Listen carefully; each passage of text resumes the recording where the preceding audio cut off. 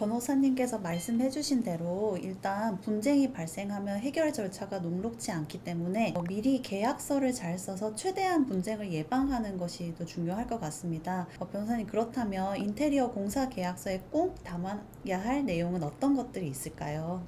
사실 건설공사라는 것이 이제 기술적으로 매우 복잡하고 어렵다는 특성이 있죠. 그리고 건설공사는 보통 금액도 크기 때문에 이와 관련된 이해관계가 굉장히 큰 경우가 많습니다. 그러나 이럼에도 불구하고 계약 체결 단계에서 충분히 주의를 기울이지 않기 때문에 분쟁이 발생하는 경우가 정말 많고요. 계약 체결 시에는 보통 설마 이렇게까지 하겠어, 또는 그때그때 잘 협의해서 하면 되지라는 생각을 하고 면밀히 계약을 검토하지 않으시는 경우도 종종 있는데, 막상 이해관계가 대립하는 상황이 발생을 해버리면 당사자는 서로 각자의 이익을 최대화하거나 또는 손실을 회피하기 위해서 모든 노력을 다 하게 되기 마련이기 때문에 반드시 사전에 계약 서류를 잘 살펴보시는 것이 중요합니다. 지금부터 말씀드릴 내용은 사실 꼭 발주자뿐만 아니라 시공자의 입장에서도 아주 중요한 사항이고요. 먼저 계약서에 공사계획의 중요한 내용이 빠짐없이 반영되어 있는지, 그리고 각 조항의 의미가 내가 생각하고 있는 것과 동일한 것인지를 꼼꼼하게 검토를 하셔야 합니다. 계약서에는 공사 기간, 그리고 대금 지급의 조건과 시기, 공사의 범위, 그 다음에 추가 공사, 변경 공사의 절차와 비용 정산, 그리고 지체 상금에 대한 내용 정도는 명시하시는 것이 좋고요. 대금을 정할 때에는 부가가치세와 지출 증빙에 관한 사항도 포함하여서 협의하시는 것이 좋습니다. 특히 추가 공사, 변경 공사의 대금과 관련하여 분쟁이 발생하는 경우가 많은데요. 추가 공사와 변경 공사는 쌍방이 분명한 합의 하에서만 진행하도록 하되, 그에 따른 대금과 공사기간 변경을 어떻게 할지에 대해서 합리적으로 처리할 기준을 미리 정해두시는 것이 좋습니다. 제가 겪은 사례 중에는 이런 사안이 있었는데요. 처음에 상호 우호적인 분위기에서 이런 사항들을 면밀히 정하지 않고 계약을 하신 거죠. 그런데 이행 과정에서 수급인이 자, 이거는 내가 이런 조치를 하겠습니다, 이건 추가입니다, 이건 변경됐습니다 라는 말을 수시로 하면서 임의로 공사를 진행을 했고, 도급인이 이것에 대해서 일일이 따져보지를 않았던 거죠.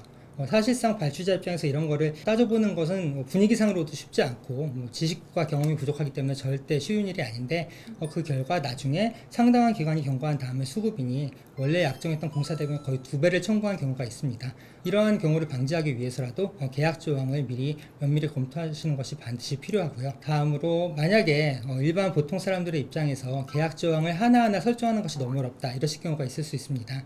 이럴 때에는 표준 도급 계약서를 쓰시는 것도 하나의 좋은 대안이 될 수 있고요. 대표적인 예로는 국토교통부에서 제정 고시한 민간건설공사 표준 도급 계약서, 그 다음에 공정거래위원회의 실내건축 창호공사 표준 계약서가 있습니다. 두 번째로 말씀드리고 싶은 사항은, 지금까지는 계약서에 대해서 말씀을 드렸는데요. 계약서에 보통 견적서와 도면이 첨부되고는 합니다. 그런데 이 견적서를 작성할 때 예를 들어서 창호 교체 몇 시에 얼마, 또는 전기공사는 얼마, 아니면 요즘 시세에 비추어 보았을 때 평당 얼마, 이런 식으로 대략적인 내용만 뭉뚱그려서 기재한 견적서를 작성하는 경우가 왕왕 있습니다. 그런데 실제 시공 내용에 따라서 공사비는 천차만별로 산정될 수밖에 없기 때문에 반드시 시공 방법, 시공의 범위, 어떤 재료를 사용하는지, 그리고 시공 사양, 수량, 단가 등을 세분화한 견적서와 도면을 작성하고 검토한 뒤에 계약을 체결하실 것을 권유드립니다. 이러한 것들은 소비자뿐만 아니라 시공자 입장에서도 아주 중요한 사항인데요. 소비자 입장에서는 제대로 된 견적이 없으면 우선 내가 지금 계약을 체결하고 있는 금액이 적정한 것인지를 알 수가 없습니다. 그리고 두 번째로는 공사를 하다 보면은 공사비 증액이나 공사 내용의 변경이 많이 이루어지는데, 이때 수급인이 공사비 증액을 요청을 했을 때 이것이 정당한 증액 사유에 해당을 하는지, 증액을 한다면 얼마나 증액하는지 맞는지를 비교할 대상 자체가 없는 거죠. 그래서 이러한 경우는 사실상 협상력의 차이에 따라서, 그리고 보통은 지식과 경험이 부족한 도급인의 경우에 공사를 망치는 것이 두려워서 수급인이 원하는 대로의 금액을 줄 수밖에 없는 그런 상황이 발생하는 경우가 많이 있습니다. 그리고 시공자의 입장에서도 이러한 견적서와 같은 근거가 명확히 확보가 되지 못하고 있으면 자신이 공사를 하면서 실제로 당초 계획했던 것보다 훨씬 많은 비용을 지출을 했는데, 그에 따라 증액을 구하더라도 그 근거가 빈약하고 때 도급인이 이에 임의로 응해주지 않는다면 결국엔 소송을 제기하거나 아니면 억지로 원래의 비용에 맞추기 위해서 부실 시공을 하게 될 수밖에 없는 등 여러 가지 폐해가 발생하고 있습니다. 여러 가지 사항을 말씀해 주셨는데 이러한 내용이 잘 담겨 있는지를 판단하기가 사실 쉽지는 않을 것 같습니다. 지금까지 제가 계약서에 담길 내용에 대해서 간략하게 설명을 드렸는데요.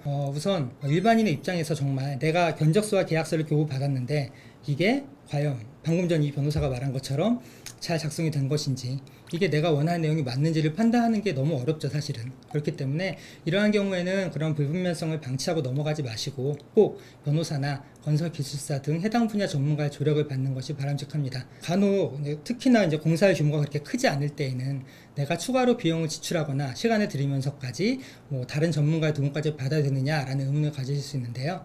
방금 전에 말씀드린 것처럼 공사계약은 사실 굉장히 많은 영향을 미치는 것이고, 정말 어렵게 모은 돈을 더 나은 삶을 위해서 투자를 하시는 거잖아요. 근데 이러한 중요한 공사에 있어서 앞서 어떠한 위험이 발생할지 모르는 상태를 그대로 안고 계약을 체결하시는 것은 너무 위험하기 때문에 수시로 망설임 없이 전문가의 조력을 받으시는 것이 아주 좋습니다. 네, 변호사님께서 말씀하신 것처럼 적절하게 전문가의 조력을 받는 것이 필수적이라고 생각이 됩니다. 네, 변호사님, 그럼 마지막 질문으로 소비자 입장에서 일방적으로 인테리어 업체를 도중에 바꾸고 싶을 경우가 있잖아요.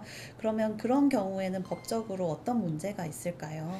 시공업체를 변경한다는 것은 일단 1차적으로 가장 단순한 경우는 단순 변심인 경우도 있을 수가 있죠. 그런데 이런 경우는 원칙적으로는 계약 해지 사유가 없는 한 오히려 계약 해지를 한쪽에서 이제 책임을 져야 될 상황이 발생할 수 있고요. 다만 내가 한 계약 해지가 상대방의 규칙에 따른 것이다라고 할 경우에는 당연히 정당하게 계약 해지하실 수 있고 그에 따른 손해도 상대방에게 물으실 수가 있습니다. 그런데 이러한 문제도 결국에는 상대방이 응하지 않을 경우에는 소송으로 해결할 수밖에 없는 것이죠. 그런데 공사를 중단하고 다른 공사를 업자를 맡겨서 이제 시공을 맡긴다고 했을 때 이런 것들을 근거를 확보하는 것이 쉽지는 않은데요.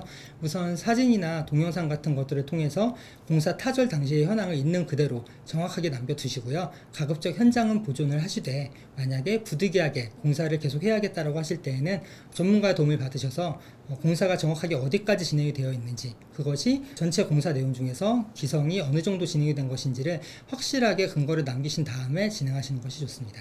네, 변호사님, 오늘 인테리어 공사와 관련해서 다양하고 깊이 있는 정보를 전달해 주셔서 정말 감사드립니다. 다음번에 또 유익한 정보로 찾아오겠습니다. 감사합니다. 감사합니다.